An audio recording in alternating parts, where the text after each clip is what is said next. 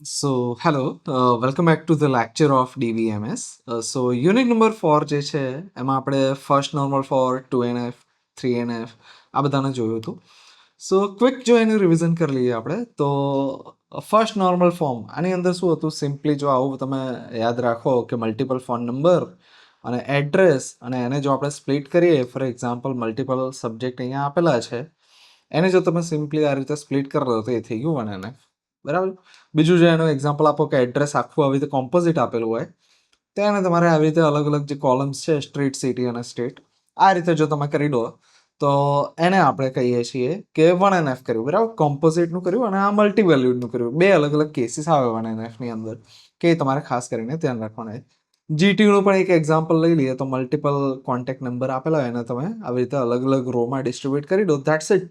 અહીંયા જે એડ્રેસ આપ્યું છે એને પણ તમારે કરવું હોય તો કરી શકો છો કે સ્ટ્રીટ અને સિટી, અને જો ના કરવું હોય તો you can leave it as it. 2NFની અંદર મેઇન જે છે કે દરેક રિલેશન જે છે એ ફુલ્લી ફંક્શનલ ડિપેન્ડન્ટ હોવો જોઈએ. કોઈ પણ તમારું પાર્શિયલ ફંક્શનલ ડિપેન્ડન્સી ન હોવી જોઈએ. તો પાર્શિયલ ફંક્શનલ ડિપેન્ડન્સી એટલે શું કે આ જે તમારી કોમ્પોઝિટ પ્રાઇમરી કી આપેલી છે તો આ બાકીના બધા જે બી કી નથી એ બધા એટ્રીબ્યુટ, કોઈ પણ એટ્રીબ્યુટ આખી આની ઉપર ડિપેન્ડ કરતા હોવા જોઈએ. ફોર એક્ઝામ્પલ સ્ટુડન્ટ નેમ જે છે એ સ્ટુડન્ટ આઈડી અને કોર્સ આઈડી બંનેની જરૂર હોવી જોઈએ તો જ એ ટેબલમાં હોવો જોઈએ.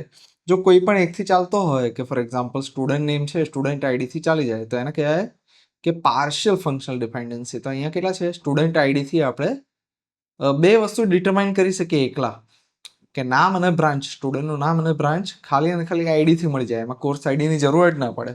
અને સિમિલરલી કોર્સ આઈડી જે છે એનાથી આપણે કોર્સ નેમ અને ઇન્સ્ટ્રક્ટર આઈડી કરી શકીએ, એમાં સ્ટુડન્ટ આઈડીની જરૂર ના પડે. તો આપણી પાસે બે છે પાર્શિયલ એફડીસ. એક student ID determines, student ID નક્કી કરે છે સ્ટુડન્ટનું નામ અને બ્રાન્ચ, કોર્સ આઈડી નક્કી કરે છે કોર્સનું નામ અને ઇન્સ્ટ્રક્ટર આઈડી. પણ આ જે માર્ક્સ છે એ માર્ક્સ માટે મારે સ્ટુડન્ટ આઈડી અને કોર્સ આઈડી એટલે કે આપણી જે કમ્પ્લીટ પ્રાઇમરી કી છે એની જરૂર છે. તો student ID comma course ID functionally determines marks, એ મારી ફૂલ એફડી છે અને બાકીના જે છે એ મારા પાર્શિયલ એફડી છે. તો આપણે સિમ્પલી એટલું કરવાનું છે કે જે પાર્શિયલ એફડી આપણી નીકળી ટેબલમાંથી એના અલગ અલગ ટેબલ બનાવી દેવાના અને એ જેટલી કોલમ્સ નીકળી ગઈ, student name, branch, course name અને ઇન્સ્ટ્રક્ટર, આ ચારે ચાર, એ સિવાયની જે નોન કી એટ્રીબ્યુટ બચે એટલે કે માર્ક્સ, એને આપણે જે તે ટેબલમાં રહેવા દઈશું. અહીંયા જો આપણી પાસે એક કોલમ એવી છે, એક એટ્રીબ્યુટ એવું છે કે જે ફૂલ એફડી વાળું છે, જો એની જગ્યાએ આપણી પાસે બીજા 5-7 હોત તો એ બધા રહેતા. For example student ID, S name અને બ્રાન્ચ, એનું એક સ્ટુડન્ટ ટેબલ બનાવી દીધું. કોર્સ આઈડી, કોર્સ નેમ અને ઇન્સ્ટ્રક્ટર આઈડી, એનાથી આપણે કોર્સ વાળું ટેબલ બનાવી દીધું. અને જે થર્ડ ટેબલ છે એ આપણું એનરોલમેન્ટ નંબર વાળું ટેબલ, એનરોલમેન્ટ ટેબલ કે સ્ટુડન્ટ આઈડી અને કોર્સ આઈડી અને માર્ક્સ વાળું ટેબલ. 2NFમાં આટલું જ કરવાનું છે કે જે તમારી પાર્શિયલ એફડી તમને દેખાય એટલી કાઢવાની. બટ અહીંયા લાસ્ટમાં પણ અહીંયા આપેલું હતું કે the primary key is composite. આ વસ્તુ હોવી જરૂરી છે કે 2NF ત્યારે જ અપ્લાય કરશે જ્યારે પ્રાઇમરી કી તમારી કોમ્પોઝિટ હોય. બરાબર. બટ જો કી જે છે એ સિંગલ એટ્રીબ્યુટ હોય તો 1NF it self implies 2NF. જો તમારી કી જે છે એ સીધી સિંગલ એટ્રીબ્યુટ જ હોય તો એ કેસમાં શું થશે, એ કેસમાં સિમ્પલી જો તમારું ટેબલ 1NFમાં છે સો it is also in 2NF, કારણ કે સિંગલ જ હશે તો પછી એમાં પાર્શિયલ વાળો સવાલ જ નથી આવતો, રાઈટ. તો 1NF 2NF થઈ ગયું. નેક્સ્ટ જે છે 3NF. 3NFમાં આપણે જે થર્ડ ટાઈપની ડિપેન્ડન્સી જોઈ હતી એટલે કે ટ્રાન્ઝિટિવ ડિપેન્ડન્સી, કે પ્રાઇમરી કીથી એને ડિટરમાઇન કરવું અને એ જો બીને ડિટરમાઇન કરે, જેમાં એ જે છે એ નોન કી એટ્રીબ્યુટ છે, મતલબ એ કોઈ કી નથી, બરાબર, નોટ ઇવન અ કેન્ડિડેટ કી. તો શું થશે કે પ્રાઇમરી કી મને ડાયરેક્ટલી નહીં પણ ઇનડાયરેક્ટલી મને બી જે છે એ ડિટરમાઇન કરી આપશે. તો આવી જે કંઈ પણ ડિપેન્ડન્સી છે એ નીકાળી દેવી જોઈએ. શોર્ટમાં કહેવાનો મતલબ એ છે કે તમારા ટેબલની અંદર પ્રાઇમરી કીથી ડાયરેક્ટલી ડિટરમાઇન થઈ શકે એટલી જ નોન કી એટ્રીબ્યુટ હોવા જોઈએ, એટલી જ બાકીની કોલમ હોવી જોઈએ, કે એક કી કોલમ હોય અને બાકીના બધા નોન કી કોલમ્સ હોય. તો એવા એક પણ કોલમ ના હોવો જોઈએ કે ડાયરેક્ટલી અથવા તો ઇનડાયરેક્ટલી પ્રાઇમરી કીથી થઈ શકે. ડાયરેક્ટલી થાય એટલા જ હોવા જોઈએ, ઇનડાયરેક્ટલી થાય એવા ના હોવા જોઈએ. That is 3NF. એક્ઝામ્પલ અહીંયા આપેલું છે કે આ જે ટેબલ છે એ 2NFમાં છે. તમારે ચેક કરવું હોય તો 2NFની બધી કન્ડિશન ચેક કરી શકો છો. ઇટ ઇઝ ગિવન કે આ 2NFમાં છે. હવે એને તમારે 3NFમાં કન્વર્ટ કરવું હોય તો સૌથી પહેલાં ચેક કરવું પડશે કે 3NFમાં છે કે નહીં. તો 3NFમાં ચેક કરવું હોય તો ચેક કરવું પડે કે આપણી પાસે ટ્રાન્ઝિટિવ એફડી છે કે નહીં. તો અહીંયા છે કે સ્ટુડન્ટ આઈડીથી તમે ડિપાર્ટમેન્ટ આઈડી ડિસાઇડ કરી શકો. ફોર એક્ઝામ્પલ 102 સ્ટુડન્ટ હોય તો એનું D021 સ્ટુડન્ટ, બરાબર. 103 હોય તો D01. શોર્ટમાં સ્ટુડન્ટ આઈડી જો મને મળ્યું તો મને ડિપાર્ટમેન્ટ મળવાનું છે કે જે તે સ્ટુડન્ટ છે એ કયા ડિપાર્ટમેન્ટમાં રહેશે. ઇઝી વસ્તુ છે, એ ખબર પડી જાય. જો સ્ટુડન્ટ આઈડીથી ડિપાર્ટમેન્ટ આઈડી મળ્યું તો ડિપાર્ટમેન્ટ આઈડીથી તો મને ડિપાર્ટમેન્ટનો નેમ અને હેડ બંને મળી શકે ને, કારણ કે આ બંને અલ્ટિમેટલી આઈડીથી ડિફાઇન થાય છે કે આઈસીટીનું આઈડી 1 અને સીનું આઈડી 2. તો શું થશે કે મારી પાસે એસઆઈડીથી ડિપાર્ટમેન્ટ આઈડી ફંક્શનલી ડિટરમાઇન થશે. એસઆઈડીથી હું ડિપાર્ટમેન્ટ આઈડી નક્કી કરી શકું અને ડિપાર્ટમેન્ટ આઈડીથી ડિપાર્ટમેન્ટ નેમ અને હેડ. સો ઇનડાયરેક્ટલી મને એસઆઈડી હોય ખબર તો મને ડિપાર્ટમેન્ટ નેમ અને હેડ ખબર પડી જાય અને બધું એક જ ટેબલમાં છે. 3NFનો મતલબ એ થયો કે બધું તમે એક ટેબલમાં ન રાખી શકો, બરાબર. જેટલું ડાયરેક્ટલી થાય છે ધેટ ઇઝ અલાઉડ. જે ઇનડાયરેક્ટલી થાય છે એ ટેબલમાં ન હોવું જોઈએ, કારણ કે અલ્ટિમેટલી તમારે રિડન્ડન્સી થઈ ગઈ. તો અપડેટ કરવું છે કે ડિપાર્ટમેન્ટ આઈડી 1 મતલબ આઈસીટી છે, એની જગ્યાએ ડિપાર્ટમેન્ટ આઈડી 1 મતલબ ઈસી કરી નાખવું છે. તો તમારે મલ્ટિપલ જગ્યાએ અપડેટ કરવું પડશે, which is redundancy. Update anomaly, insertion anomaly, deletion anomaly, આ બધી ઘણી બધી જે અલગ અલગ આપણે પ્રીવિયસ લેક્ચર્સમાં જોઈ, આ બધી અહીંયાથી રિઝલ્ટ થઈ શકે. નોર્મલાઇઝેશનનો કી ગોલ શું છે કે કોઈ પણ જાતની રિડન્ડન્સી રહેવા નહીં દેવાની. અને એના અલગ અલગ લેવલ છે કે સૌથી પહેલાં આપણે 1NF કરીશું, હજી વધારે રિડન્ડન્સી દૂર કરવી છે તો 2NF કરશું, હજી એનાથી આગળ જવું છે તો આપણે શું કરશું, 3NF કરશું. તો 3NF લેવલ ઉપર શું કરશું, જે ઇનડાયરેક્ટલી ડિટરમાઇન થતું હોય એવું કશું સિંગલ ટેબલમાં નહીં રાખવાનું. તો અહીંયા શું આપેલું છે કે શું કરશું તો પછી, તો આ જે ઇનડાયરેક્ટ હોય ડિપાર્ટમેન્ટ આઈડીથી ડિપાર્ટમેન્ટ નેમ અને ડિપાર્ટમેન્ટ હેડ, એ વાળા ટેબલને તમારે અલગથી કરી દેવાનું કે ડિપાર્ટમેન્ટ આઈડી, ડિપાર્ટમેન્ટ નેમ અને ડિપાર્ટમેન્ટ હેડ. પણ આની જોડે લિંક તો કરવું પડશે ને. એટલે શું કરવાનું, આ જે ડિપાર્ટમેન્ટ આઈડી વાળી કોલમ છે મારા ટેબલ નંબર 2ની, એને એઝ અ ફોરેન કી અહીંયા લઈ લેવાનું કે સ્ટુડન્ટ આઈડી, સ્ટુડન્ટ નેમ બરાબર, ડિપાર્ટમેન્ટ આઈડીને એઝ અ ફોરેન કી લઈશ. કયા ટેબલની, ડિપાર્ટમેન્ટ વાળું જે ટેબલ છે એમાંથી અહીંયા ફોરેન કી તરીકે લઈશ. તો આ જે ટેબલ છે it was in 2NF, but કંઈક રિડન્ડન્સી હતી કે તમારે સિમ્પલી અપડેટ કરવું છે તો મલ્ટિપલ જગ્યાએ થઈ શકે, ઇન્સર્ટ કરવું છે તો પણ ઇશ્યુઝ થઈ શકે. So you just split it into 2 તો એ 3NF થઈ જશે. અને આ સ્પ્લિટ કરવામાં આપણે શું ધ્યાન રાખ્યું કે ટ્રાન્ઝિટિવ એફડી જ્યાં હતી એને રિમૂવ કરી. પ્રીવિયસ 2NF હતું ત્યાં આપણે શું કર્યું હતું, ત્યાં આપણે પાર્શિયલ ડિપેન્ડન્સીને કર્યું. 1NFમાં મલ્ટીવેલ્યુડ હોય અથવા તો પછી કોમ્પોઝિટ હોય તો એને આપણે સ્પ્લિટ કરતા હતા મલ્ટિપલ રોઝમાં. હવે નેક્સ્ટ જે ઇન્ટ્રોડ્યુસ થાય છે, જે તમારા પ્રીવિયસ સિલેબસમાં હતો બટ હજી પણ ઘણા બધા PYQs જે છે, પ્રીવિયસ યર ક્વેશ્ચન્સ, એમાં તમને જોવા મળી શકે. સો એને આપણે ધ્યાનથી સમજીશું કે BCNF શું છે. 4NF અને 3NFની વચ્ચે લેવલ એક તમે કહી શકો, દેટ ઇઝ BCNF. તો BCNF ડિકમ્પોઝિશનમાં એક્ઝેક્ટલી શું કરશું એ અહીંયા આપેલું છે. પછી આને આપણે જોઈ લઈએ કે ફાઇન્ડ ધ વાયોલેટિંગ એફડી, કે ડિપાર્ટમેન્ટ નેમથી બિલ્ડિંગ અને બજેટ જે છે, આવી વાયોલેટિંગ એફડી જે છે એને તમારે ફાઇન્ડ કરવાનું અને પછી ન્યૂ ટેબલ જે છે આ રીતે ક્રિએટ કરવાનું. So what is BCNF rule, કે બોયસ કોડ નોર્મલ ફોર્મમાં શું કરવું પડે 3NFથી આગળ. સો ફોર એવરી નોન ટ્રિવિયલ એફડી, કે જે પણ તમારી ફંક્શનલ ડિપેન્ડન્સી હોય કે આલ્ફા ડિટરમાઇન્સ બીટા, આલ્ફા જે છે એ જો મને ખબર હોય તો મને બીટા ખબર પડી શકે. સો એની અંદર alpha must be a super key. તમારી પાસે ટેબલની અંદર જેટલી એફડી હોય એ દરેકમાં જે આલ્ફા છે, કે જે બી તમારા ફંક્શનલ ડિપેન્ડન્સી એક્ઝિસ્ટ કરતી હોય તેના દરેકે દરેક લેફ્ટ સાઈડ વાળો જે પાર્ટ છે એ બધી સુપર કી હોવી જરૂરી છે. સુપર કીનો મતલબ એ કે એ જે છે દરેક રોને યુનિકલી આઈડેન્ટિફાઈ કરી આપવું જોઈએ. એક્ઝામ્પલ અહીંયા આપેલ છે તે, અને એની ટેગ લાઈન છે the key, the whole key and nothing but the key. બરાબર, ડિટરમાઇન કરતી વખતે તમારી પાસે આલ્ફા જે છે એ કી જ હોવી જોઈએ. બરાબર, સુપર કી જ હોવી જોઈએ. કી સિવાયની કોઈ પણ તમારી પાસે ફંક્શનલ ડિપેન્ડન્સી અંદર હોવી ન જોઈએ. કે આજે છે આને ડિટરમાઇન કરી આપશે બટ એ આખું રોને ડિટરમાઇન નહીં કરી આપે. જાણે વર્બલી સમજો કે મારી પાસે કોઈ એક કોલમ છે જેનાથી બીજી કોલમને હું ફંક્શનલી ડિટરમાઇન કરી શકું છું, રાઈટ. બટ આખી રોને યુનિકલી હું આઈડેન્ટિફાઈ કરી શકું, ધેટ ઇઝ નોટ પોસિબલ. તો અહીંયા એવું કહેવા માંગે છે કે જેટલી એફડી હોય એ બધામાં લેફ્ટ સાઈડ વાળો જે પાર્ટ છે એ સુપર કી હોવો જોઈએ, કે આ આને ડિટરમાઇન કરે.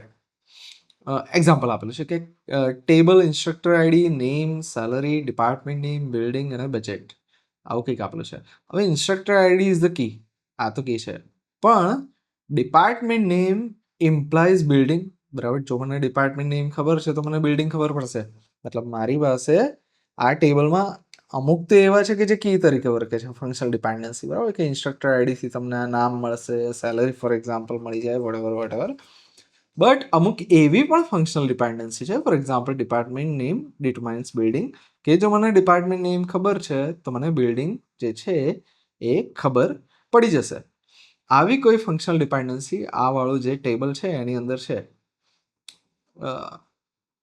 અને ડિપાર્ટમેન્ટ નેમ જે છે ઇટ ઇઝ નોટ અ કી, કે ડિપાર્ટમેન્ટ નેમથી મને આ મળે છે બટ રિયલમાં એ કી નથી. કી નથી એનો મતલબ એ શું, કે જ્યારે મને ડિપાર્ટમેન્ટ નેમ ખબર હોય તો મને આખા કમ્પ્લીટ રેકોર્ડ, કે ઇન્સ્ટ્રક્ટર આઈડી શું હશે, એની નેમ શું હશે, એની સેલરી શું હશે, સીધી વસ્તુ છે. એક department, four example EC department.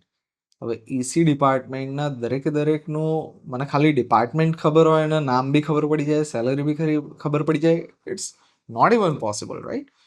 તો ડિપાર્ટમેન્ટ નેમથી મને આખો રેકોર્ડ જે છે એને હું યુનિકલી આઈડેન્ટિફાઈ નહીં કરી શકું. દરેક રોને મારે અલગ પાડવી છે ખાલી ડિપાર્ટમેન્ટ નેમથી તો ન પડી શકે.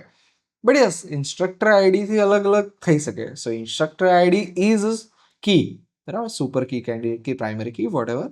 Instructor ID is key but department name is not key. But અહીંયા એક ફંક્શનલ ડિપેન્ડન્સી છે કે ડિપાર્ટમેન્ટ નેમથી બિલ્ડિંગ ડિટરમાઇન થશે, કે આનાથી આ ડિટરમાઇન થશે. તો એક કોલમથી બીજી કોલમ ડિટરમાઇન થઈ શકે છે, બટ એ કોલમથી બાકીની બધી કોલમ્સ નહીં ડિટરમાઇન થતી. તો અહીંયા એવું કહેવા માંગે છે કે એવું કશું હોવું જ ના જોઈએ. મતલબ મસ્ટ બી એ સુપર કી. જે લેફ્ટ સાઈડ આવે એ સુપર કી હોવું જોઈએ, કે લેફ્ટ સાઈડથી હંમેશા આખી રો જે છે એ થઈ શકે. હવે આનાથી ફિઝિકલી ઇમ્પેક્ટ શું પડે, કે ફોર એક્ઝામ્પલ જો તમે આવું અલાઉડ કરો છો તો શું થશે? 100 instructors in physics department is equals to Watson Hole stored 100 times. એટલે તમારે 100 વાર અહીંયા સ્ટોર કરવું પડશે. તમને ખબર છે ઓલરેડી કે ડિપાર્ટમેન્ટ નેમથી મને બિલ્ડિંગ મળી જ જવાનું છે. So why to store it 100 times? તમે એને સેપરેટ ટેબલમાં મૂવ કરી દો, રિડન્ડન્સી અહીંથી પણ હટાવી દો, કે આ જે બે કોલમ છે ડિપાર્ટમેન્ટ નેમ અને બિલ્ડિંગ એને નહીં રહેવા દો. તો એ અહીં આપેલું છે કે ફાઇન્ડ ધ વાયોલેટિંગ એફડી, કે જે ફંક્શનલ ડિપેન્ડન્સી જે છે કે જે આ રૂલને વાયોલેટ કરી શકે. મને ડિપાર્ટમેન્ટ નેમ ખબર હોય તો મને બિલ્ડિંગ બી ખબર પડે, બજેટ પણ ખબર પડે, કે આનાથી મને બિલ્ડિંગ અને બજેટ ખબર પડી જશે કે આ ડિપાર્ટમેન્ટ છે તો એનું આ બિલ્ડિંગમાં છે અને બજેટ આટલું છે, right? Extract those attributes into new table. તો ડિપાર્ટમેન્ટ વાળીને એક ટેબલ બનાવવાનું છે, જેમાં ડિપાર્ટમેન્ટ નેમ હવે પ્રાઇમરી કી બની જશે. રીઝન, ડિપાર્ટમેન્ટ નેમથી મને બિલ્ડિંગ ને બજેટ તો ફંક્શનલી ડિટરમાઇન થાય જ છે. મને શું નહોતું થતું કે ઇન્સ્ટ્રક્ટરનું નામ, એની સેલરી, એનું ઇન્સ્ટ્રક્ટર આઈડી, આ બધી કોલમને હું નહોતો ડિટરમાઇન કરી શકતો, પણ બાકીની 3 કોલમ છે એમાંથી આ કોલમથી બાકીની 2 કોલમ હું ડિટરમાઇન કરી શકતો રહો. તો ડિપાર્ટમેન્ટ વાળું ટેબલ મેં અલગથી લઈ લીધું. હવે ઓરિજિનલ ટેબલમાં શું બચશે, કે ઇન્સ્ટ્રક્ટર આઈડી, નેમ અને સેલરી હતી જ. હવે ડિપાર્ટમેન્ટ નેમ અને આ 3 કોલમ રાખવાની જગ્યાએ હું ખાલી એક જ કોલમ રાખીશ, જે મારા બીજા ટેબલની ફોરેન કી હશે. કે અહીંયા હું ડિપાર્ટમેન્ટ નેમ રાખીશ, બટ બાકીની 2 જે કોલમ્સ છે જે આનાથી ઓલરેડી મને મળી જતી હતી, તો હવે એને મેઇન ટેબલમાં રાખવાની જરૂર નથી. હવે BCNF જે છે એ કરવાથી શું થાય છે એ જોઈએ, કે ફિઝિક્સ મૂવ્સ બિલ્ડિંગ, રાઈટ? કે ફોર એક્ઝામ્પલ ફિઝિક્સ જે છે એ વોટસન હોલમાંથી મતલબ બીજી કોઈ ડિપાર્ટમેન્ટમાં ગયું. For example EC department at GP Palanpur જે છે અત્યારે બીડીપી બિલ્ડિંગમાં ચાલે છે. ફોર એક્ઝામ્પલ એને ન્યૂ બિલ્ડિંગ અલોટ થયું કે હવેથી ઈસી ડિપાર્ટમેન્ટ ન્યૂ બિલ્ડિંગમાં ચાલશે. તો તમારે જો અપડેટ કરવું છે તો you just need to update single row of this table. Department વાળું જે ટેબલ છે એની એક સિંગલ રોને તમારે અપડેટ કરવું પડશે, right? And you are done.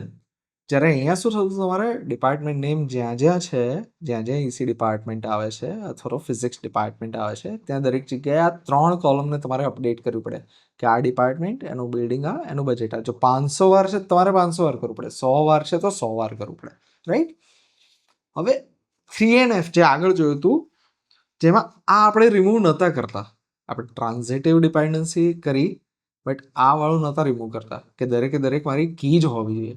જે કંઈ પણ ફંક્શનલ ડિપેન્ડન્સી છે બધી કી હોવી જોઈએ એવો ક્રાઇટેરિયા નહોતા રાખતા, એટલે આ લેવલની ડિપેન્ડન્સી નથી નીકળતી. તો એ બેમાં ફરક શું છે? તો BCNF શું કહે છે કે zero redundancy but may lose dependency preservation.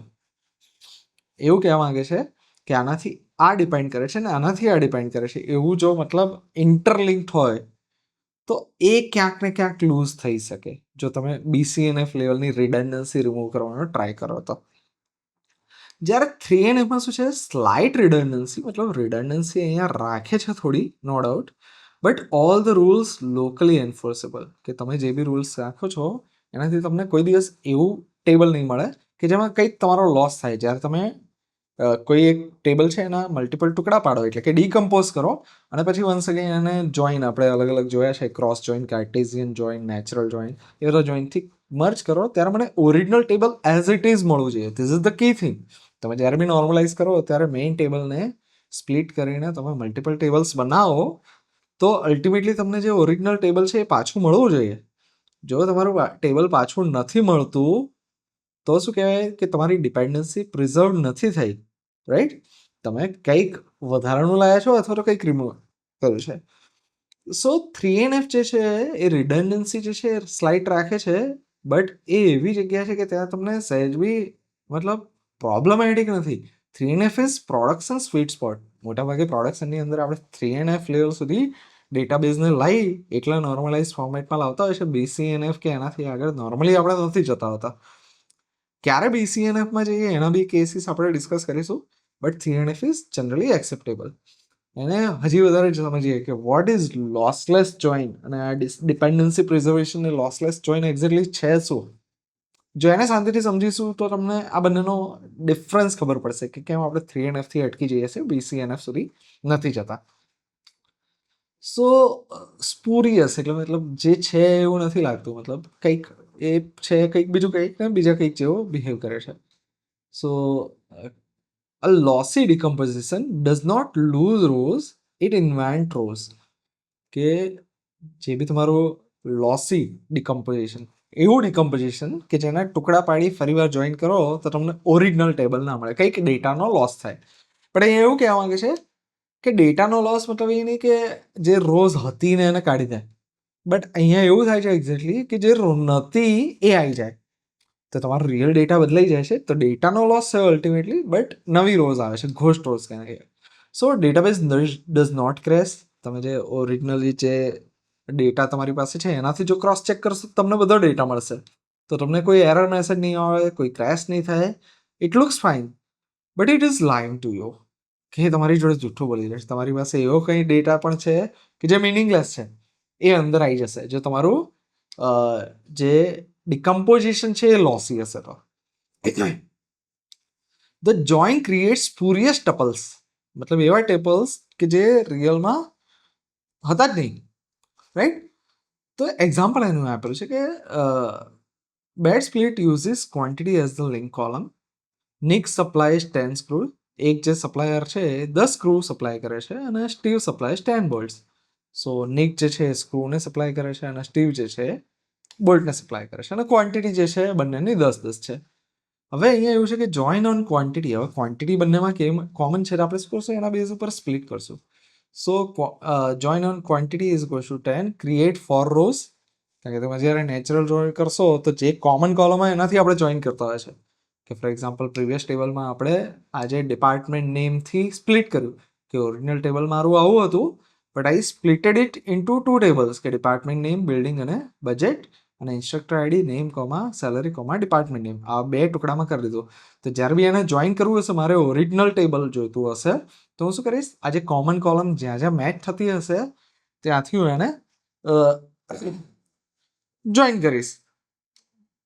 તો અહીંયા એવું જે ટેબલ છે એ ક્વોન્ટિટી છે, રાઈટ? કે સેલર નેમ છે, શું સપ્લાય કરે છે અને શું ક્વોન્ટિટી છે. સેલર નેમ છે, શું સપ્લાય છે, શું ક્વોન્ટિટી છે. તો ક્વોન્ટિટી અહીંયા સેમ છે, ક્વોન્ટિટી ઉપર આપણે જોઈન કરીએ છીએ તો મને 4 રો મળશે instead of 2, including nick plus bolt. ઓરિજિનલમાં નિક છે બોલ્ટ સપ્લાય કરતો જ નહોતો, એ ખાલી સ્ક્રૂ સપ્લાય કરતો હતો, બટ ક્વોન્ટિટી ત્યાં નથી. અને સિમિલર રીતે જે રિવર્સ કોમ્બિનેશન કહી શકાય કે સ્ટીવ જે છે એ સ્ક્રૂ સપ્લાય કરે. સો આવા જે કંઈ છે જોઈન્ટની અંદર આને લોસી ડિકમ્પોઝિશન કહેવાય, કે તમારી પાસે જે ડેટા છે જે નહોતો એ પણ આવી ગયો. સો આનાથી શું થશે, એક નાઇટમેર ક્રિએટ થશે. લોસલેસ જોઈન્ટ ગેરંટીઝ, કે જે જોઈન્ટ લોસલેસ હોય, કે જેમાં કોઈ ડેટાનો લોસ ના થતો હોય, તો એ શું કરશે કે R1 ક્રોસ જોઈન R2 તમે કરશો તો R એક્ઝેક્ટલી તમને મળશે. R1 natural join, not cross join, R1 natural join R2 તમે કરશો તો તમે એક્ઝેક્ટલી જે જૂનું રિલેશન હતું એ મળી જશે. તો એને કહેવાય લોસલેસ જોઈન, રાઈટ? તો અહીંયા આપણે એવું કહેવા માંગીએ છીએ કે જ્યારે બી તમે BCNF અપ્લાય કરશો, so it is not guaranteed કે તમારું જે ટેબલ્સ જનરેટ થયા છે એ ટેબલ્સ તમારા લોસલેસ જોઈન આપશે, રાઈટ? તમે જ્યારે એને જોઈન કરવા ટ્રાય કરશો તો આવું કંઈક થઈ શકે. સો 3 કન્ડિશન્સ ફોર અ લોસલેસ ડિકમ્પોઝિશન. તો સૌથી પહેલાં લોસલેસ ડિકમ્પોઝિશન જે છે એને સમજવા માટે હજી 3 કન્ડિશન આપેલી છે કે R1 union R2 is equals to R, no column silently deleted. આની કોલમ્સ અને આની કોલમ્સ આ બંનેનું યુનિયન કરો, કે ફોર એક્ઝામ્પલ અહીંયા પહેલું ટેબલ છે એનું તમે કરો, બીજું ટેબલ છે એનું યુનિયન કરો. તો અહીંયા 3 કોલમ છે, અહીંયા 4 કોલમ છે, બટ ડિપાર્ટમેન્ટ નેમ 2 વાર આવે છે, તો આપણે એક જ વાર લેવાનું. તો શોર્ટમાં ટોટલ થશે મારી પાસે 6 કોલમ, રાઈટ? કારણ કે આ 2 વાર આવે છે એટલે. સો એવું કહેવા માંગે છે કે આ રિલેશનના જેટલા એટ્રીબ્યુટ છે, આ રિલેશનના જેટલા એટ્રીબ્યુટ છે એનું યુનિયન કરો તો ઓરિજિનલ રિલેશન જે છે એમાં જેટલી કોલમ્સ હતી એટલી એક્ઝેક્ટ આવી જોઈએ. No columns should be silently deleted. બીજી વસ્તુ, R1 ઇન્ટરસેક્શન R2, જે બે જે છે તમે સ્પ્લિટ કર્યું અને એ બેનો ઇન્ટરસેક્શન 5 મળે, મતલબ કોઈ કોમન કોલમ હોય જ નહીં, એવું પોસિબલ જ નથી. સેડ એન્કર મસ્ટ એક્ઝિસ્ટ, કે 5 ન હોઈ શકે. અને R1 intersection R2 is a super કી.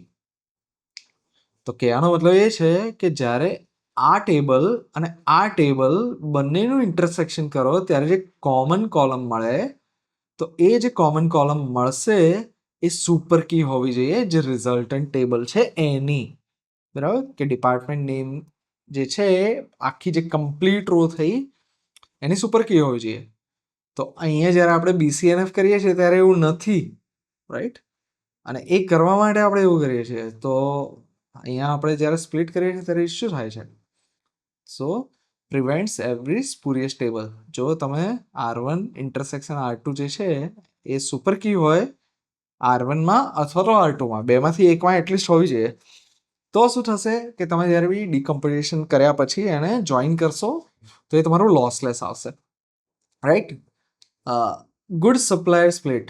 જો એક્ઝેક્ટલી તમારે સપ્લાયર સ્પ્લિટ પ્રોપરલી કરવું હોય તો કઈ રીતે કરી શકો? સપ્લાયર આઈડી, નેમ અને સિટી, કે સપ્લાયર આઈડી પ્રાઇમરી કી છે અને તમે નેમ અને સિટી જે છે એનાથી કરી શકો છો. અને બીજું ટેબલ રાખો સપ્લાયર આઈડી, પાર્ટ આઈડી અને ક્વોન્ટિટી. ક્વોન્ટિટી ઉપર જોઈન નહીં કરો. સો અહીંયા શું છે, કોમન કોલમ સપ્લાયર આઈડી છે જે primary key of table A છે, અને every match is unambiguous, no ghost, no lossless. તો આ જે છે આ સુપર કી છે જે આ ટેબલની પણ છે, આ ટેબલની પણ છે, અને આના ઉપર જ્યારે આપણે જોઈન કરીએ છીએ તો એ જોઈન મારું લોસલેસ હશે, right? So uniqueness is truth અને નોન યુનિકનેસ ઇઝ ઘોસ્ટ, એ તમારે યાદ રાખવાનું છે. સો હવે વન્સ અગેન પાછું જે કમ્પેરિઝન રિયલ જે છે એના ઉપર કે BCNF અને લોસલેસ જોઈન આપણે સમજી લીધું કોને કહેવાય. હવે એક્ઝેક્ટલી એને સમજીએ કે BCNF શું છે, ઝીરો ટોલરન્સ, મેરી કોન્ડો. મતલબ બધું એને ક્લીન એન્ડ નીટ ગમે, કશું સહેજ પણ ડિક્લેટર્ડ ન ચાલે, બધું ક્લીન, એટલે કે કોઈ પણ જાતની રિડન્ડન્સી નહીં રહેવાની. અને રિડન્ડન્સી કાઢવાના ચક્કરમાં એક મસ્ત એક્ઝામ્પલ આપેલું છે તમને, cleaned so obsessively you threw out the instruction manual. મતલબ આખું ઘરને તે કબર્ડ ક્લીન કર્યું, એટલું સરસ રીતે ક્લીન કર્યું કે જે કામની વસ્તુ હતી એ પણ ફેંકાઈ ગઈ, રાઈટ? તો એવું અહીંયા કહેવા માંગે છે કે for every FD X determines A, X must be super key. BCNFમાં એવું હોવું જોઈએ, કોઈ પણ એક્સેપ્શન ચલાવવામાં આવશે નહીં. Always guarantees lossless join, never guarantees dependency preservation. બરાબર? લોસલેસ જોઈન તો તમને ગેરંટી આપી દેશે, બટ ડિપેન્ડન્સીસ પ્રિઝર્વ થાય છે એ તમને નહીં આપે BCNF, right? So A implies B હોય, B ઇમ્પ્લાઇઝ C હોય, C ડિટરમાઇન્સ A હોય. એ ડિટરમાઇન સી, એ બીને નક્કી કરશે, બીથી મને સી ખબર પડશે અને સીથી એ ખબર પડે. હવે ઇચ ઇમ્પ્લાઇઝ ધ અધર. હવે આની ઉપર જો આપણે બીસી અને ફોર્સ કરીએ તો શું થશે? C and A end up in separate tables, કે આ જે છે એ સેપરેટ ટેબલમાં થઈ જશે એન્ડ સી ડિટરમાઇન્સ એ જે છે એ વાળો રોલ જતો રહેશે. તો આનાથી શું થશે કે ડિપેન્ડન્સી જેટલી મારી હતી એ બધી પ્રિઝર્વ ના થઈ, મેં કોઈ એક ડિપેન્ડન્સીને થ્રો આઉટ કરી દીધી. સો આનાથી શું થશે? પ્રેક્ટિકલી કોસ્ટ અને એક્ઝામ્પલથી સમજીએ કે manager manages only one department. Manager આ ડિપાર્ટમેન્ટ એને એ કરશે, બટ એનાથી શું થશે કે નાવ રિક્વાયર જોઈન અને એવરી ઇન્સર્ટ. જ્યારે તમારે ઇન્સર્ટ કરવું છે ત્યારે દર વખતે તમારે જોઈન કરવું પડશે ટેબલ્સને, મલ્ટિપલ ટેબલને. તમે એટલા નાના ટુકડા પાડી દીધા કે હવે તમારે શું કરવું પડે છે કે એક જગ્યાએ કરવું છે તો તમારે શું કરશો? મલ્ટિપલ ટેબલમાં વારે ઘડીએ જોઈન કરીને પછી જ ઇન્સર્ટ કરવું પડશે. જ્યારે 3NF તો એ શું કરે છે? Accept one class of redundancy, કે એક માઇનર રિડન્ડન્સી જે આપણે હમણાં જોઈ હતી, જે BCNF રિમૂવ કરે છે કે સુપર કી હોવી જ હોય છે, બરાબર, કે પ્રાઇમ એટ્રીબ્યુટ ફંક્શનલ ડિપેન્ડન્સી એ ચલાવી લે છે. સો ગેરંટીઝ બોથ લોસલેસ જોઈન જે BCNF પણ આપે છે એન્ડ ડિપેન્ડન્સી પ્રિઝર્વેશન, કે જેટલી ડિપેન્ડન્સી એક્ઝિસ્ટ કરતી હતી એ બધી હોવી જોઈએ. બટ અહીંયા શું થાય છે કે આ જે છે એ કાઢી નાખે છે BCNF. સો 3NF માટે આપણે શું કરવાનું? સિન્થેસાઇઝ કરવું હોય 3NF તો કેનોનિકલ કવર જે છે રિડન્ડન્ટ એફડીઝને ટ્રીમ કરી દેવાનું, ટેબલ્સ બનાવવાના અને કી જે છે કે નહીં એને ચેક કરવાની. અને આ જે છે એ પોલિનોમિયલ ટાઈમ, એટલે કે તમે સોલ્વ કરી શકો એવા ટાઈમમાં તમે એને યુઝ કરી શકો છો. અને ઇન્ડસ્ટ્રીમાં શું રૂલ છે? Start with 3NF. તમે 3NFથી શરૂઆત કરો અને BCNF ત્યારે જ તમારે વાપરવાનું when redundancy is proven performance bottleneck, કે રિડન્ડન્સીના લીધે પરફોર્મન્સ જે છે એ થ્રોટલ થતું હોય, મતલબ જેવું મળવું જોઈએ એવું ના મળતું હોય, તો એ કેસમાં તમે BCNF સુધી જશો, રાઈટ. સો પ્રોડક્શનનો સ્વીટ સ્પોટ જે મોટાભાગે આપણે યુઝ કરતા હોય દેટ ઇઝ 3NF. હવે નેક્સ્ટ જે છે આપણે અત્યાર સુધી જે 1NF 2NF 3NF જોયું, BCNF જોયું. હવે એક કમ્પ્લીટ એક્ઝામ્પલ જોઈએ જે આ બધાને તમે સોલ્વ કરી આપે. અને આપણા સિલેબસમાં 3NF સુધી છે તો આપણે 3NF સુધી જોઈશું. સો એક અહીંયા ટેબલ આપેલું છે કે જે અનનોર્મલાઇઝ, કે જેમાં કોઈ નોર્મલાઇઝેશન કરેલું નથી. કેટલી કોલમ્સ છે? Order ID, customer name, customer city, product ID, product name, price અને ક્વોન્ટિટી. મારી પાસે આટલી અલગ અલગ જે કોલમ્સ છે, એટ્રીબ્યુટ્સ છે એ છે. હવે અહીંયા ઇશ્યુઝ શું છે એ પહેલાં ફાઇન્ડ કરીએ. સો ઇશ્યુઝ એ છે કે કસ્ટમર નેમ અને customer city repeated in every order, કે દરેકે દરેક જે ઓર્ડર છે એની અંદર કસ્ટમર સિટી જ, ફોર એક્ઝામ્પલ જો ઘણી વાર 3 વાર પાલનપુર આવે છે, 2 વાર આણંદ આવે છે, સો કસ્ટમરનું નામ પણ રિપીટ થાય છે, એનો સિટી પણ રિપીટ થાય છે, રાઈટ. હવે સીધી સ્વાભાવિક વસ્તુ છે, કસ્ટમર જે છે એ જ્યાંનો હશે ત્યાંનો જ હશે, તો સિટી જે છે એ અલગ આવવાનું જ નથી. Next, product name and price repeated, કે આ પ્રોડક્ટ જે છે એની પ્રાઇસ આટલી જ હોવાની. હવે દર વખતે પેન જે છે એની પ્રાઇસ બદલાઈ નહીં જવાની, પેન્સિલ છે એની પ્રાઇસ બદલાઈ નહીં જવાની. આપણે અત્યારે એક જ લીધેલું છે, કોઈ અલગ અલગ બ્રાન્ડની પેન કે પેન્સિલ નહીં લીધી. જો તમે એ લો તો બ્રાન્ડ પ્રમાણે થાય, પણ અહીંયા સિમ્પલ છે, પ્રોડક્ટ જે છે એ પ્રમાણે પ્રાઇસ ફિક્સ છે. હવે નો પ્રાઇમરી કી, તો ઓર્ડર નંબર અને પ્રોડક્ટ આઈડી જે છે આ બેના કોમ્બિનેશનથી આપણે આ બધું કરી શકીએ છીએ. બટ અહીંયા એવી કોઈ પ્રાઇમરી કી જે છે એવી ડિફાઇન નથી કરેલી. અપડેટ પેન પ્રાઇસ, જો તમારે પેનની પ્રાઇસ અપડેટ કરવી છે તો તમારે જ્યાં જ્યાં પેન લખેલું છે ત્યાં દરેક જગ્યાએ કરવું પડશે. અપડેટ એનોમલી જેને આપણે કહેતા હોય છે. તો સૌથી પહેલું આપણે ક્યાંથી સ્ટાર્ટ કરીએ? 1NF કરવાથી, બરાબર. કે સૌથી પહેલાં તો પ્રાઇમરી કી કઈ, મતલબ એવી કઈ કી છે કે જેનાથી હું આખું ટેબલ યુનિકલી એની દરેકે દરેક ટપલને આઈડેન્ટિફાઈ કરી શકું, રાઈટ. એ મારે પહેલાં કરવાનું છે. સો કેન્ડિડેટ કી જે છે એ કઈ બનશે? અહીંયા ઓર્ડર આઈડી અને પ્રોડક્ટ આઈડી, આ બે મારી આઈડી વાળી જે કોલમ છે એ કી કોલમ છે, એનાથી હું બધું લગભગ ડિટરમાઇન કરી શકીશ. અને નોન કી એટ્રીબ્યુટ કયા આવે છે કે જે કી નથી? કસ્ટમર આઈડી, બાકીના બધા. Is it in 1NF? Yes, all the values are atomic. તમે કોઈ પણ જગ્યાએ જોઈ શકો, કોઈ બી એક કોલમમાં આપણી કોમ્પોઝિટ વેલ્યુ નથી, ના તો મલ્ટી વેલ્યુડ છે. કે ફોર એક્ઝામ્પલ અહીંયા ક્વોન્ટિટી 5,10 લખી દીધું આપણે કે એક ઓર્ડરમાં આટલું, બીજા ઓર્ડરમાં આટલું, આવું કશું નથી કરેલું, રાઈટ. એન્ડ હવે નેક્સ્ટ 1NF ચેક થઈ ગયું, તો નેક્સ્ટ શું ચેક કરવાનું? 2NF. 2NF માટે આપણે શું ચેક કરતા હતા? 2NF માટે આપણે ચેક કરતા હતા કે પાર્શિયલ એફડી છે કે નહીં, કે અમુક એવી કોલમ્સ છે જે આખા કોમ્પોઝિટ પ્રાઇમરી કી ઉપર ડિપેન્ડન્ટ નથી, કોઈ એકથી ચાલી જાય, તે આપણે ચેક કરવાનું છે. એક્ઝામ્પલ આપેલું છે કે પાર્શિયલ એફડીઝ આપણે શોધવાની, તો યસ એ છે ઓર્ડર નંબરથી મને કસ્ટમર આઈડી, નેમ અને કસ્ટમર સિટી, મતલબ મારે જે આ કોમ્બિનેશન હોવું જોઈએ ઓર્ડર આઈડી અને પ્રોડક્ટ આઈડી, આ બેના કોમ્બિનેશનથી મને પ્રાઇમરી કી મળે છે, બરાબર. આખું મારે રો જો યુનિકલી કરવું હોય તો આ બેનું કોમ્બિનેશન જોઈએ આખા ટેબલ માટે. બટ જો અહીંયા તમે જુઓ કે ઓર્ડર આઈડીથી હું કસ્ટમર આઈડી બી મને મળી જશે, બીજું શું મળશે? કસ્ટમરનું નેમ અને સિટી. જો મને ખાલી ઓર્ડર આઈડી મળ્યું છે કે આ ઓર્ડર આઈડી છે, તો મને કસ્ટમર આઈડી, કસ્ટમર નેમ અને કસ્ટમર સિટી 3 મળી જશે. બીજું શું છે કે પ્રોડક્ટ આઈડી. પ્રોડક્ટ આઈડીથી મને પ્રોડક્ટ નેમ અને પ્રાઇસ મળી જશે. શોર્ટમાં કસ્ટમર આઈડી, નેમ અને કસ્ટમર સિટી માટે મારે પ્રોડક્ટ આઈડીની જરૂર નથી, અને પ્રોડક્ટ નેમ અને પ્રાઇસ માટે મારે ઓર્ડર નંબરની જરૂર નથી. Depends only on product ID, depends only on order number.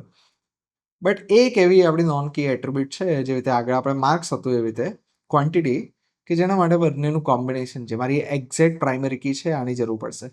So this is full FD, પણ બાકીની બે જે છે એ મારી પાર્શિયલ એફડી થશે.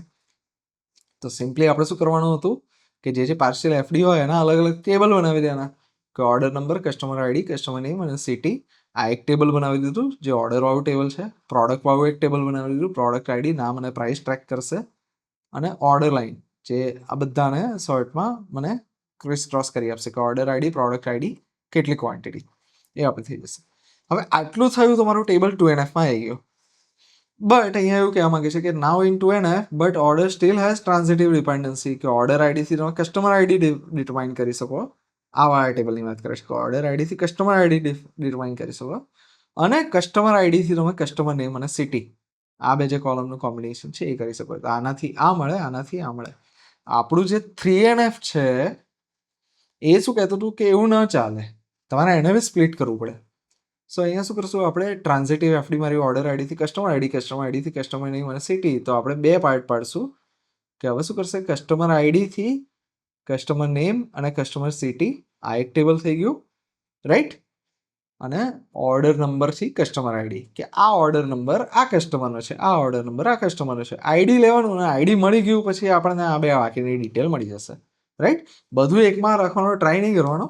શું કરવાનું? ઓર્ડર આઈડી તો કયા કસ્ટમરનું છે, કયો કસ્ટમર, તો એનું નામ, city, mobile number, address, whatever જે કંઈ પણ આવતું હોય બધું ત્યાં આવી જશે, તમારે મલ્ટિપલ રિપીટ કરવાની જરૂર નથી. સો ફાઇનલી શું થશે? કસ્ટમર જે છે એની અંદર customer ID, customer name, customer city, આવું ટેબલ આવી જશે. ઓર્ડરમાં અહીંયા જે લખ્યું એ પ્રમાણે ઓર્ડર નંબર અને કસ્ટમર આઈડી આવી જશે. કસ્ટમર આઈડી જે છે એ ફોરેન કી છે, જે આવા ટેબલમાંથી આવશે. પ્રોડક્ટ વાળા ટેબલમાં પ્રોડક્ટ આઈડી, પ્રોડક્ટ નેમ અને પ્રાઇસ આવી જશે, અને ઓર્ડર લાઇનની અંદર ઓર્ડર નંબર, પ્રોડક્ટ આઈડી અને ક્વોન્ટિટી આવી જશે. સો આટલું કર્યું તો આપણું જે ટેબલ હતું ઓરિજિનલ, આવું મોટું ટેબલ, એને આપણે પ્રોપરલી નોર્મલાઇઝ કરી અને 3NF ફોર્મેટમાં લઈ આવે. સો કમ્પેરિઝન 3 જે નોર્મલાઇઝેશન આપણા સિલેબસમાં છે એનું અહીં આપેલું છે કે પ્રી રિક્વિઝિટ 1NFની શું છે? કશું જ નહીં. 2NF માટે 1NFમાં હોવું જોઈએ, 3NF માટે 2NFમાં હોવું જોઈએ. કઈ એફડીને રિમૂવ કરવાની? તો અહીંયા એફડી નહીં પણ સ્ટ્રક્ચરલી ફિક્સ કરવાનું છે આપણે. 2NFમાં પાર્શિયલ એફડી રિમૂવ કરવાની, અને 3NFમાં ટ્રાન્ઝિટિવ એફડી રિમૂવ કરવાની. કી રિક્વાયરમેન્ટ કે શું જોઈશે? સિંગલ અથવા તો કોમ્પોઝિટ પ્રાઇમરી કી જોઈશે. જ્યારે 2NF માટે કોમ્પોઝિટ પ્રાઇમરી કી મેન્ડેટરી, તો જ વાયોલેશન થાય, બરાબર. જો તમારે 2NF સોલ્વ કરવાની જરૂર પડે, બાકી 2NF સોલ્વ કરવાની જરૂર નથી. ઓલરેડી તમારું ટેબલ 1NFમાં છે તો એ 2NFમાં પણ છે. જો તમારી કી સિંગલ હોય, તો કોમ્પોઝિટ હોય તો જ આ બધી કસરત કરવી પડે. 3NF તો એની અંદર એની પ્રાઇમરી કી સિંગલ અથવા કોમ્પોઝિટ કોઈ પણ આવી શકે, બરાબર. શોર્ટમાં એવું કહેવા માંગે છે કે વાયોલેશન માટે તમારે કોમ્પોઝિટ હોય તો જ 2NFમાં થાય. આ બેમાં એવું નથી, કોઈ પણ હોય પણ વાયોલેશન હોઈ શકે. એનોમલીઝ શું ફિક્સ કરશો? તો રિમૂવ્સ મલ્ટીવેલ્યુ અને રિપીટિંગ ગ્રુપ્સ, એટલે કે કોમ્પોઝિટ મારે જે કોલમ્સ આવતી હોય એડ્રેસ વાળું કોલમ, તો આ બધાને રિમૂવ કરવાના. અહીંયા શું થશે? ઇન્સર્ટ, ડિલીટ અને અપડેટ એનોમલીઝ બંનેની અંદર આપણે એને રિમૂવ કરવાનો ટ્રાય કરતા હોય છે. એક્શન શું લે? અને એટમિક વેલ્યુઝ, નો રિપીટેશન ગ્રુપ કરવાનું આપણે અલગ અલગ મલ્ટિપલ રોમાં સ્પ્લિટ કરી દેવાનું. અને અહીંયા શું કરવાનું, split partial dependent attributes into new table. જે પાર્શિયલ ડિપેન્ડન્સી હતી એનું અલગથી ટેબલ જ બનાવી દેવાનું. જ્યારે અહીંયા ટ્રાન્ઝિટિવ ડિપેન્ડન્સી જેનાથી થતી હોય જે એટ્રીબ્યુટથી એ ડિટરમાઇન્સ બી, બી ડિટરમાઇન્સ સી, તો બી ડિટરમાઇન્સ સી વાળું જે છે એનું અલગ ટેબલ આપણે લઈ લેવાનું. અને રિઝલ્ટ શું આવશે, નો મલ્ટીવેલ્યુડ સેલ્સ. 1NF માં કરશો તો મલ્ટીવેલ્યુડ કોઈ પણ સેલ નહીં બચે. No non key attribute fully determines entire table. દરેક જે છે એ ફુલ્લી ડિટરમાઇન કરશે. અને each non key attribute directly depends on key only. કે દરેક એટ્રીબ્યુટ છે હવે કી ઉપર ડિપેન્ડ કરશે. That is in 3NF. અને સેમ વસ્તુ અહીંયા 1NF, 2NF અને 3NF એક વન્સ અગેઇન કમ્પેરિઝન સાથે આપેલું છે. યાદ તમારે એ રાખવાનું છે કે જેમ જેમ ઉપર જતા જાઓ એમ સુપરસેટ બનતા જાય. કે 1NF જે છે એ 2NF નો સબસેટ છે. એટલે કે 1NF થી મોટું 2NF છે, 2NF થી મોટું 3NF, 3NF થી મોટું BCNF, right. Higher NF is stricter subset of previous, એવું અહીંયા કહેવા માંગે છે. એક્ઝેક્ટલી તમારે કઈ રીતે એને કરવાનું કે ટેબલ આપ્યું છે, એટમિક વેલ્યુઝ છે, યસ, તો પછી આ છે પાર્શિયલ ફંક્શનલ ડિપેન્ડન્સી, યસ, તો ટ્રાન્ઝિટિવ છે એ ચેક કરવાનું. અને આ બધું જો સોલ્વ કરતા આવશો છેલ્લે તમે 3NF સુધી પહોંચી જશો. જો ન હોય તો સીધું 3NF, ન હોય તો સીધું TNF અને ડાયરેક્ટલી 1NF, એવું અહીંયા કહેવા માંગે છે. હવે નોર્મલાઇઝેશન મતલબ એક મોટું ટેબલ છે, એમાંથી નાના નાના પ્રોપર રિડન્ડન્સી વગરના ટેબલ્સ આપણે શીખી ગયા, જેને નોર્મલાઇઝેશન કહેવાય. બટ ઘણી વાર આપણે નોર્મલાઇઝેશન નહીં, એની ઊંધી પ્રોસેસ ડીનોર્મલાઇઝેશન, કે બહુ નાના ટુકડા થઈ ગયા, અમને થોડું વ્યવસ્થિત મોટું ટેબલ જોઈએ છે, ભલે થોડી રિડન્ડન્સી હશે, બટ આઈ વોન્ટ ધેટ. કેમ? Denormalization deliberate process of introducing controlled redundancy. આપણે જે ચલાવી શકીએ એવી કંટ્રોલ્ડ રિડન્ડન્સી જે છે એ આપણે ઇન્ટ્રોડ્યુસ કરીશું in to normalize database to improve read performance. હવે અહીંયા ઇમ્પ્રૂવ રીડ પરફોર્મન્સ કે રીડ એટલે મારી સિલેક્ટ ક્વેરી, તો select this from this table, join this from this table, બરાબર. કે આપણે શું કરીએ છીએ, સિલેક્ટ ક્વેરી કરીએ, મલ્ટિપલ જે ટેબલ નાના પાડ્યા એની જોઈન ક્વેરી કરી પછી એમાંથી અમુક કોલમને આપણે સિલેક્ટ કરીશું. તો જ્યારે બી રીડ કરવું છે મારે, તો દર વખતે નાના ટેબલને જોઈન કરવા પડશે. જોઈન કરવું એટલે એ કંઈક પરફોર્મન્સ જે છે એ તમારું લૂઝ થાય. તો જ્યારે બી તમારે રીડ બહુ જ વધારે કરવાનું છે અને રાઇટ રેરલી, મતલબ બહુ ઓછી વારમાં કરવાનું છે, તો રીડ પરફોર્મન્સ જ્યારે તમારે ઇમ્પ્રૂવ કરવું હોય ત્યારે તમે શું કરશો, એકવાર નોર્મલાઇઝ કર્યા પછી તમે ડીનોર્મલાઇઝ કરવા માટે પણ કન્સિડર કરી શકો છો.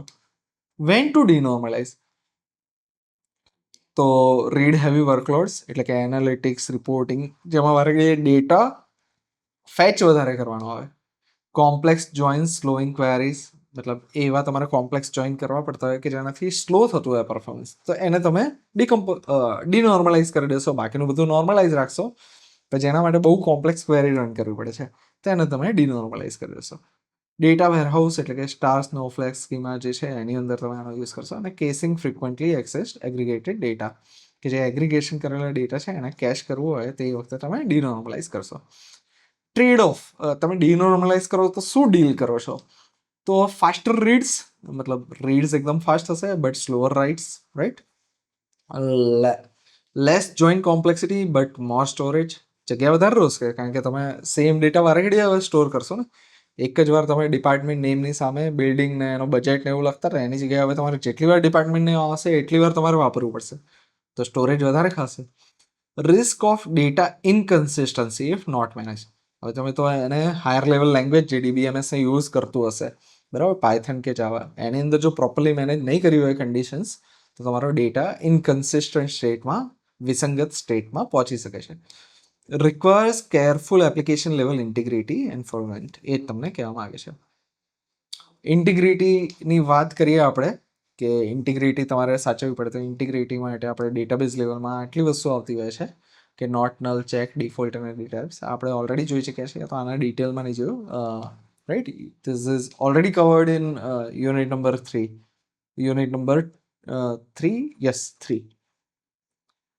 સો નોર્મલાઇઝ ડિઝાઇન તમારે એસક્યુએલમાં કરવી હોય તો આપણે જે આગળ ટેબલ બનાવ્યું હોય એને તમારે એસક્યુએલમાં બનાવવું હોય તો કઈ રીતે બનાવી શકો? Simple, create table, customer ID why to primary key, customer name not null, customer ID.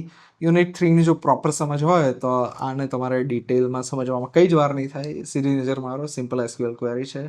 એક કસ્ટમર ટેબલ બનાવ્યું, એક ઓર્ડર ટેબલ બનાવ્યું. અહીંયા શું કર્યું? ઓર્ડર નંબર અને કસ્ટમર આઈડી જે આમાં હતું એને આપણે અહીંયા લઈશું, એને નોટ લઈને લઈશું અને ફોરેન કી શેને રિફર કરશે? કસ્ટમર આઈડીને રિફર કરશે. કસ્ટમર ટેબલની કસ્ટમર આઈડીને રિફર કરશે આ ફોરેન કી, રાઈટ? તો ઓર્ડર નંબર અને કસ્ટમર આઈડી અહીંયા એક ટેબલ બનાવી દીધો અને પ્રોડક્ટ અને ઓર્ડર લાઇન માટે પ્રોડક્ટ આઈડી, પ્રોડક્ટ નેમ અને પ્રાઇસ. અને ટેબલ ઓર્ડર લાઇન વાળું જે છે એમાં order number, product ID, quantity. Primary key કઈ રાખશું આપણે? ઓર્ડર નંબર અને product ID. Foreign key order number જે છે એ પણ ઓરિજિનલ ટેબલની નથી, એ બી આપણે ક્યાંકથી લાવ્યા છીએ. સો એને પણ આપણે ડિફાઇન કરશું કે ઓર્ડર નંબર જે છે એ પણ ફોરેન કી છે. કયા ટેબલમાંથી લાવી? હું ઓર્ડર્સ ટેબલમાંથી ઓર્ડર નંબર જે છે એમાંથી હું લાવ્યો.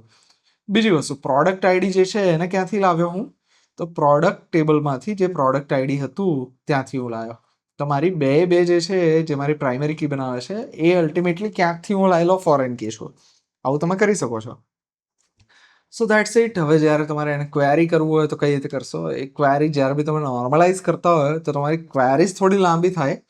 તમારું ડેટાબેઝ એકદમ પરફેક્ટ થઈ જાય, સ્ટ્રક્ચર્ડ, પણ તમારી ક્વેરીઝ જે છે એ થોડી લાંબી થશે. શું આપણે જોજો અહીંયા? સિલેક્ટ ઓમાંથી ઓર્ડર આઈડી, સીમાંથી કસ્ટમર નેમ, સીમાંથી કસ્ટમર આઈડી, પીમાંથી ધીસ, O1માંથી ક્વોન્ટિટી અને P.O1માંથી ટોટલ. શોર્ટમાં આ કંઈક કેલ્ક્યુલેશન કરીને. તો કેટલી જગ્યાએથી? 1, 2, 3 અને 4. 4 અલગ અલગ જે ટેબલ્સ છે એમાંથી આપણે લઈએ છીએ. કઈ રીતે કરશું? ફ્રોમ ઓર્ડર્સ O, કે ઓર્ડર્સ O જે છે એમાંથી આ લેવાનું. Join customer C on O dot customer ID is equals two C dot customer ID. આગળના ટેબલમાં આપણે લઈએ તો શું છે? કસ્ટમર આઈડી બેમાં કોમન હોય છે, એક આની અંદર પણ, એક આની અંદર પણ. તો આ બંનેને આપણે જ્યારે જોઈન કરશું કસ્ટમર અને ઓર્ડરને, ત્યારે કસ્ટમર આઈડી વાળી જે કોલમ છે એના ઉપર જોઈન કરશું, રાઈટ? અહીંયા જ કરવું છે કે join customer C on this, join order line O1 on this equals to this. આને આપણે ઓર્ડર નંબર ઉપર કરશું, આને કસ્ટમર આઈડી ઉપર કરશું, આને પ્રોડક્ટ આઈડી ઉપર જોઈન કરશું અને પછી ઓર્ડર કરશું ઓર્ડર નંબરથી. અને આટલી કોલમ્સ જે છે, કઈ column? Order number, customer name, customer city, product name, price અને ક્વોન્ટિટી અને ટોટલ કેટલું થયું એનું, એ જે છે એ આપણે કરશું. સો જોઈન જે છે આપણે મલ્ટિપલ્સ વાપરવા પડે છે, જે થોડુંક આપણું પ્રોસેસિંગ ખાતું હોય છે, તો એ તમારે ધ્યાનમાં રાખવું પડે.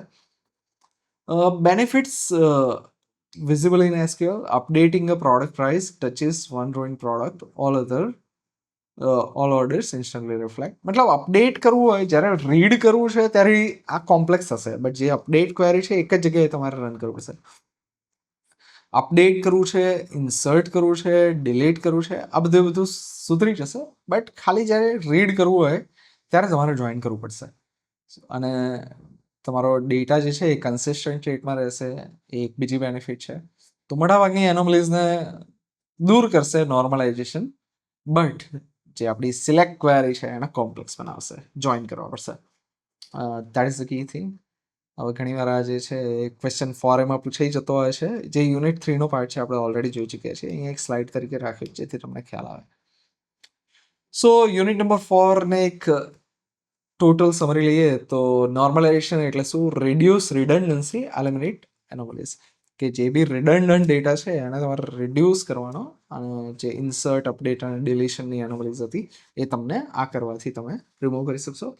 Functional dependency: X implies Y, X determines વાયનો મતલબ એક્સ જે છે uniquely determines Y.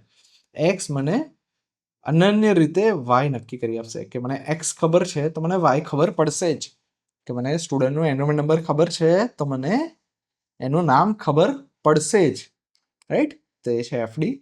Partial FD મતલબ એ થયો કે નામ જે છે એ આના કમ્પ્લીટ કોમ્પોઝિટ કી ઉપર નહીં, પણ બીજા કોઈક એક ઉપર બી હોઈ શકે. મારી પાસે 2 છે પ્રાઇમરી કીમાં, બટ કોઈ એકથી ચાલી જતું, એને પાર્શિયલ એફડી કહેવાય. Transitive FD 1NF, 2NF, 3NF શું છે? તો 2NF is simply 1NF plus no partial FDs. 3NF is simply 2NF plus no transitive FDs. એવું અહીંયા કહેવા માંગે છે. રૂલ્સ એનોમલીઝ કઈ કઈ ટાઈપની હોઈ શકે, insertion, deletion, updation. Two N F only needed when primary key is composite. કોઈ રિલેશન 1NF માં છે બટ એની પ્રાઇમરી કી સિમ્પલ છે, કોમ્પોઝિટ નથી, તો 2NFની જરૂર નથી, ઓટોમેટિકલી 1NF મતલબ 2NF. અને 3NF applies to all the tables. Decomposition must be lossless join. જ્યારે બી તમે ડિકમ્પોઝ કરો પછી એને જોઈન કરો તો મને એક્ઝેક્ટ ટેબલ મળવું જોઈએ, બરાબર. વધારાની કોલમ્સ ના આવવી જોઈએ અથવા તો કોઈ કોલમ્સ નીકળી પણ ના જવી જોઈએ, તેને કહેવાય લોસલેસ જોઈન. અને 1NF is a subset of 2NF is a subset of 3NF is a subset of BCNF. બરાબર, જેમ જેમ જતા જાઓ એમ સર્કલ મોટું થતું જાય. અને ડિનોર્મલાઇઝ ટ્રેડ્સ કન્સિસ્ટન્સી વિથ સ્પીડ. તમે કન્સિસ્ટન્ટ ડેટા, તમારો ડેટાબેઝ એકદમ પરફેક્ટ ક્લીન કલેક્ટેડ બનાવવા માંગો છો બટ સ્પીડ ન ભોગે. ફોર એક્ઝામ્પલ, આ જે છે આ ટેબલ ઉપર અત્યારે ન હોવું જોઈએ હતું બટ અત્યારે ટેબલ ઉપર છે. એનાથી ફાયદો શું થશે? Whenever I need it I have it handy, but it makes my space cluttered. બરાબર, પ્રોપરલી ઓર્ગેનાઇઝ નથી. તો પ્રોપરલી ઓર્ગેનાઇઝ કરવાથી શું થાય? મારે જ્યારે કાઢવું હોય ત્યારે ધ્યાન રાખવું પડે, બટ વસ્તુ ઓર્ગેનાઇઝ રહે. ધ સેમ થિંગ અહીંયા પણ એવું જ છે. So use foreign key constraints to link decompose tables. જ્યારે તમે ડીકમ્પોઝ કરો તો બે ટેબલને લિંક કરવા જરૂરી છે અને ત્યારે ફોરેન કી તમારે મેન્શન કરવી જરૂરી છે.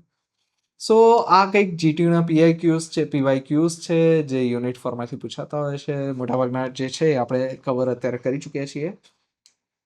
ડેટા ટાઈપ્સ જે યુનિટ 3નો પાર્ટ છે, આ જે છે SQLના ડેટા ટાઈપ્સ. એગ્રીગેટ ફંક્શન્સ જે છે એ પણ યુનિટ 3નો પાર્ટ છે. To character, to date, convert, આ બધા યુનિટ 3ના પાર્ટ્સ છે મોટાભાગના. Full functional dependency with example સમજાવો, partial functional dependency with example, explain 2NF with example and solution, explain functional dependency partial functional dependency. મતલબ almost તમે બધા ક્વેશ્ચન્સ જોશો તો બધા કન્સેપ્ટ જે છે આપણે કવર કરી ચૂક્યા છીએ. So that was it about unit number 4, right. Thank you.